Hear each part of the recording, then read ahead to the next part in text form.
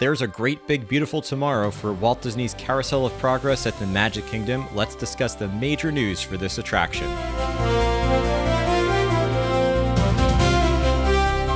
It's Thursday, May 28th, and we received major news this morning about Walt Disney's Carousel of Progress. You might remember last year at Destination D23, the Walt Disney Imagineering team announced that an animatronic of Walt Disney would eventually make its way to Carousel of Progress at Magic Kingdom. And at that point, I suspected that would probably be the major updates, but I had this feeling that there might be something else in the works for this attraction. Today, I'm going to discuss what that news is, some of the major updates you can expect, and my thoughts about these changes. We're going to start with exactly what you can expect with this update. Remember that Walt Disney's Carousel of Progress was Walt's idea, and that's why it's called, much like Walt Disney's Enchanted Tiki Room, it's called Walt Disney Carousel of Progress over at Magic Kingdom. Has not been at Magic Kingdom forever. It began at the 1964 World's Fair. It eventually made its way to Disneyland and then made its way over to Magic Kingdom. And remember that when Carousel of Progress opened in 1964, the future scene was looking at what life would be like in the near future. And the original scenes were the turn of the century, the 1920s, and the 1940s. So if you're around in 1964, most guests in the audience will have seen one of those decades before. You'll have people in the audience who were around during the turn of the century, who were around during the 1920s, and who were around during the 1940s. So you can all resonate as a family with the ways that times have changed. Now, fast forward to the Carousel of Progress's most recent update, which unbelievably was more than 30 years ago now.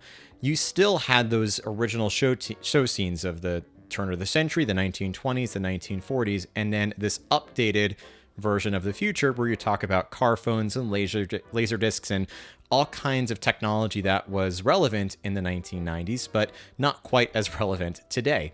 And if you think about today, most people who visit Carousel of Progress have never seen and were not alive during the turn of the century, the 1920s, the 1940s. You'll have some guests who, of course, might have been around and are old enough that they remember those decades, but the vast majority of people are not going to have lived during those decades. They only know it from history. So the original purpose of Walt Disney's Carousel of Progress, which was to have a family go through progress together and resonate with the stories, with the technologies, with the changes of the times, that's no longer relevant. And so I've been thinking for a long time that Carousel of Progress needs an update.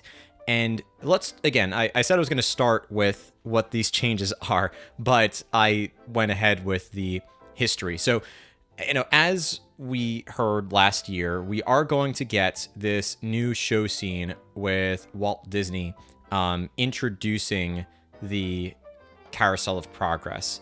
And I'm really excited to see that he's going to make a home at Walt Disney World, because up until this point, since last year, July, we had the debut of Walt Disney A Magical Life over at Disneyland, and that was the only way that you could see an audio-animatronic of Walt Disney. Now, on either coast of the US, whether you are a frequent guest of Walt Disney World or Disneyland, you will get to see this audio-animatronic technology, which again, I did an episode about it last year.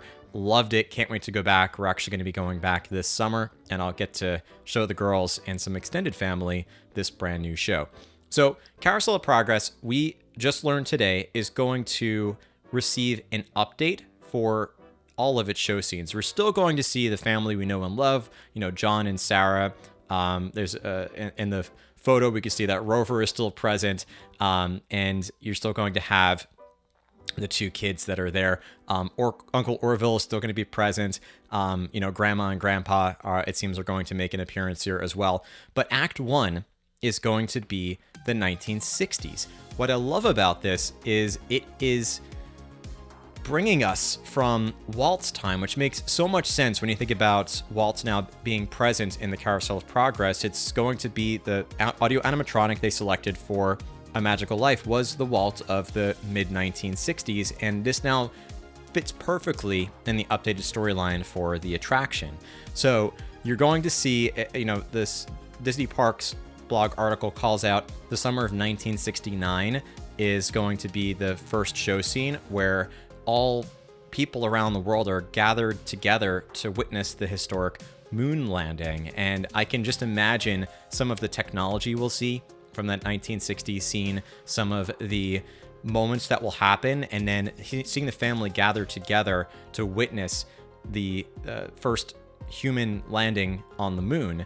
And I know that there are going to be grandparents and older generations in the audience who remember that day, and this will resonate with them as a throwback to perhaps where they were in the summer of 1969.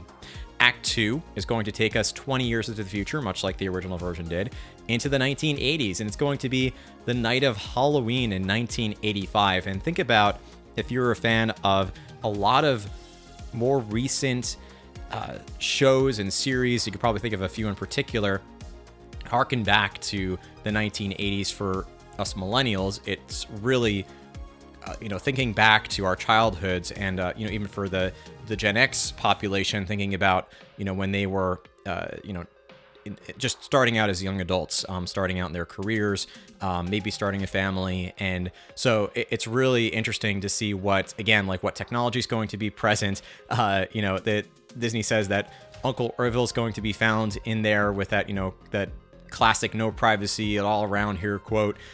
So it's going to be interesting to see what new appliances and gadgets and what references they'll make in the 1980s scene. The third act is going to be the new millennium. So it's going to be New Year's Eve, the countdown to Y2K. What New Year's Eve 1999? I remember that day very vividly because of everything that was discussed in the news about what might happen at the turn of the century. They're going to be discussing the dawn of the internet. They're going to be discussing all of these, technology, the gadgets and gizmos. I could just picture the things that we might see in this show scene. I'm hoping that we'll get like a dial-up signal as John perhaps is trying to dial into the internet. If you remember the dial-up internet age like I do, it's probably a sound that you haven't heard in a while, but one that brings back a lot of memories for when you were younger. And the last show scene is going to be let's preface by saying that up until this point, the issue with Carousel of Progress is that the future is constantly moving, and Carousel of Progress has always been this almost Epcot version of the future, where it's just things that are very close to happening, but then once that passes, the technology and the references become very outdated. So this updated show scene is instead going to better fit into Tomorrowland with a possible future of a very distant future in a home that's off-planet. And think about the other attractions around Tomorrowland, in particular the Tomorrowland Transit Authority People Mover and Space Mountain. Those are very off-planet experiences. So this is another one that is a very fitting off-planet experience. And what I love is that they went back to original concept sketches by Disney legend John Hench, who was Walt Disney's right-hand man, both at the studio and with Walt Disney Imagineering. And his vision for this final show scene is going to be incorporated into this updated Carousel of Progress. They also have a brand new poster, which feels very retro futuristic. It feels like a harkening back to the 1960s, and I love that it fits with when Carousel of Progress originally created. It fits with the time period that we're setting out with now in this updated version.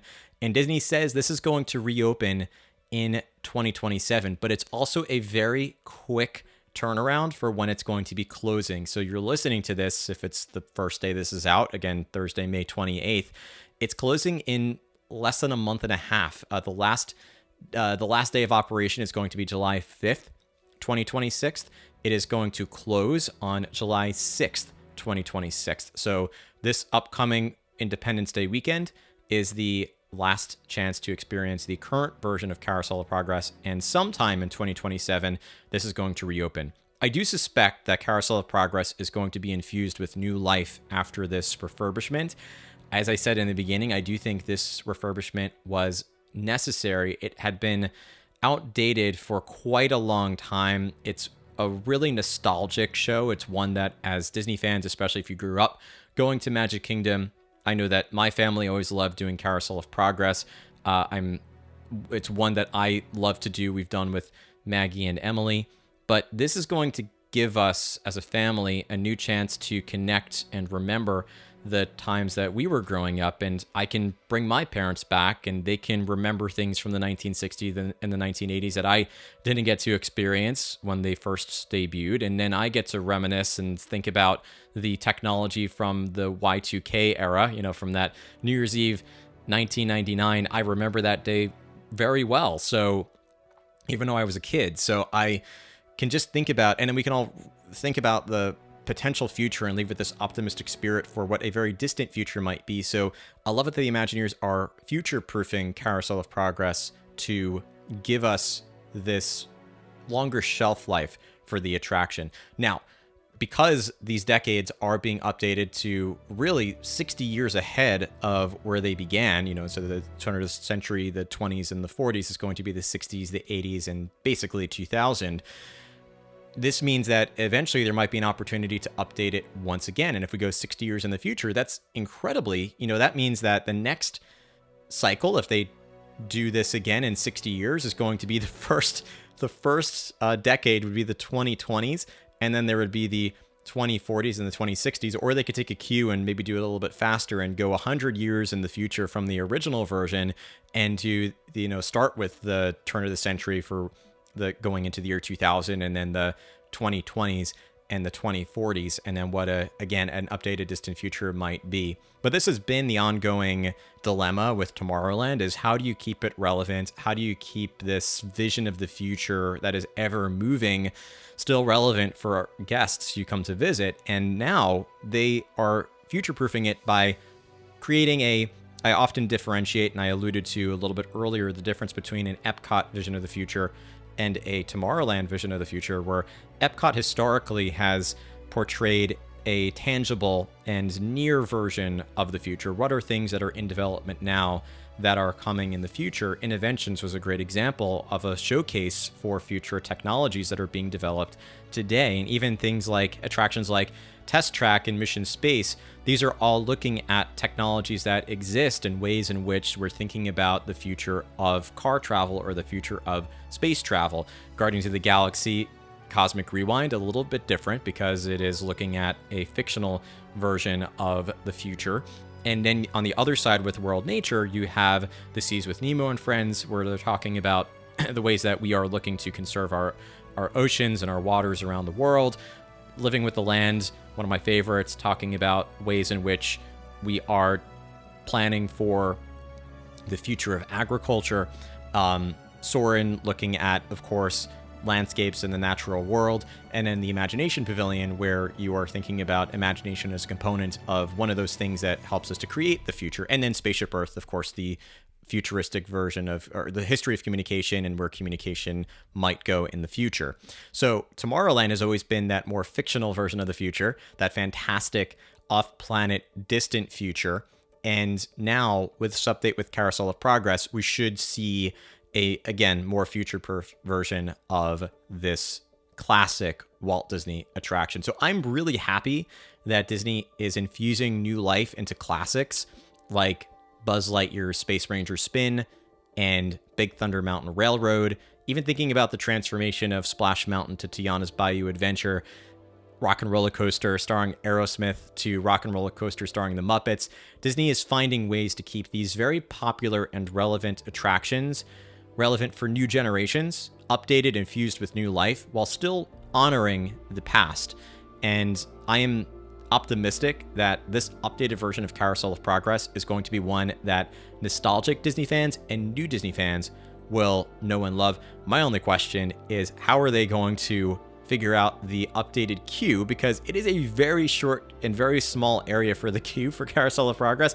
I have a feeling that they're going to be routing it back to, just putting on my thinking cap for a second, routing it back to where you currently meet often Buzz Lightyear, sometimes Stitch, in between that little area between Carousel of Progress and Buzz Lightyear Space Ranger Spin. I think they're going to route it back to there and maybe even create a new backstage extended covered queue. I hope it's covered, and that will mean that you'll, I expect, have some wait times, especially in the initial weeks when this does reopen in 2027. But we're far off from that. I do expect we'll probably get more details about Carousel of Progress, maybe some specific technology we might see, some more specific mentions about the characters who are going to appear in the show, and any other updates that might impact Carousel of Progress. But I'm very curious to get your thoughts, so let me know in the comments of this episode if you're listening on Patreon. If you're not, create a post, tag me in it, or reach out to me in a message and let me know what you think about these updates to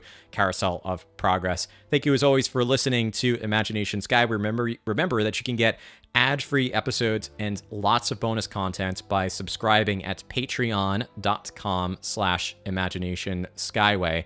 Thank you as always for listening to the show, and remember to keep moving forward.